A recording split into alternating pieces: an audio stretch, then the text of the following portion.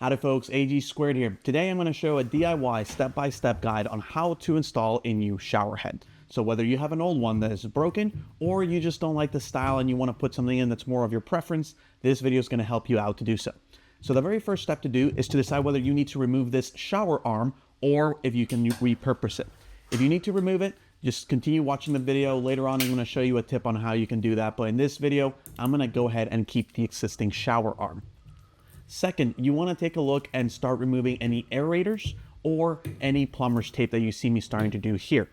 Now, let's take some time to discuss what these two things are for and why they're important. The plumber's tape is important because it helps reduce the chances of any leaks. It creates more of a watertight seal between the threads.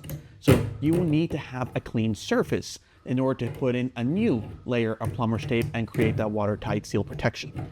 The aerator helps prevent any sediment from coming out from the shower head. Here is a free tip for you. If at any point you see that your shower head's pressure has dropped, you may just need to remove it temporarily and check out the aerator, because that aerator may have too much sediment trapped in it that's preventing the water pressure from being at its maximum potential.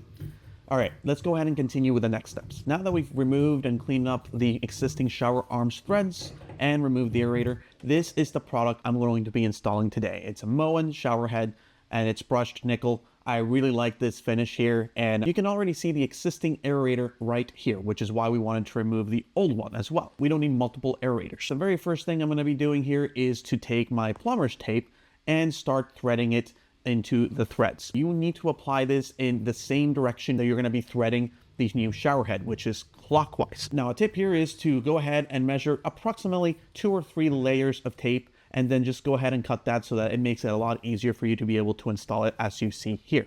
This looks pretty good. I did notice here that the shower arm was not straight. It was kind of angled a little bit. So I want to go ahead and rotate it so I can get it so that it's straight. In order to do so, I take these pliers and put them inside of the shower arm and help me give me some additional torque to be able to rotate the arm in a direction that I want it.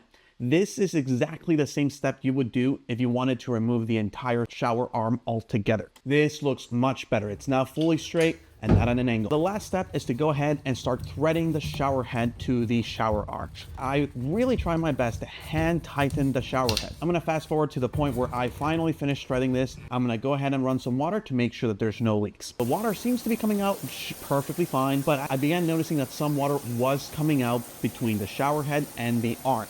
Now, this is an indication that is not tightened well enough for it to prevent a leak. In order to tighten this further, we're going to take those same pliers that we used to rotate the shower arm and use it to further tighten the shower head.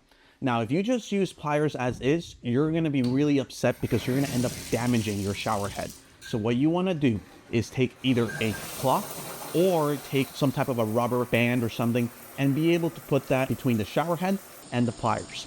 This is going to prevent it from slipping and causing damage to your shower head. I went ahead and did that and then re-ran the water to make sure that there were no leaks afterwards. After letting the water run for some time, I was able to observe that there were no more leaks. So this is a job well done, completed project.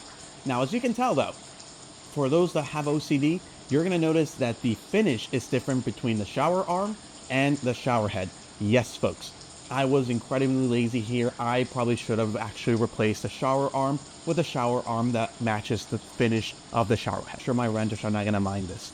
So if you found this video helpful, folks, please go ahead and give it a like, and be sure to check out my YouTube channel for more content around DIY do-it-yourself repairs, renovations, and maintenance projects, as well as content around homeownership and real estate. As always, thank you for tuning in, folks, and till next time.